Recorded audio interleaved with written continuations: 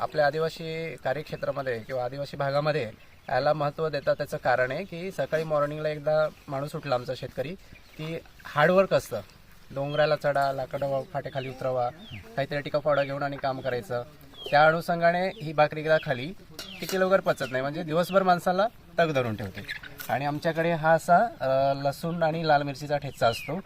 आमच्याकडे उडीद नावाचा एक प्रकार आहे, त्या उडदाचं बेसन केलं जातं आणि त्या बेसनाचं भुजे केलं जातं. त्याच्यामध्ये लाल ठेचा आणि कांदा टाकून त्याला पाण्यामध्ये घसटून घ्यायचं असतं.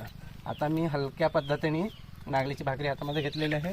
1 चमचा त्याला बेसन घेतलेलं आहे आणि चवीप्रमाणे त्याला सगळ्या गोष्टी ह्या टाकायच्या असतात. कांदा, थोडंसं लाल ठेचा, हा 1 चमचा आमचा आहे. आम्ही त्याच्यामध्ये थोडंसं लाल मिरचीचा ठेचा घेतो. मिरची तिखट आहे त्याच्यामुळे मी थोडीशीच घेतलेली आहे.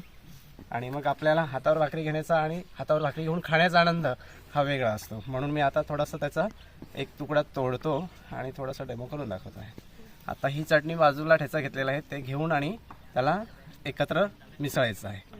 अरे वा. हां, हे असं एकत्र मिसळल्यामुळे त्याची जी टेस्ट आहे, चव आहे, ही अधिक शानदार बनते. आता हे बनवल्यानंतर पूर्ण मिक्स झालं की थोडी चव घेऊन बघायची असते. वा, छान झालेलं मॅडम.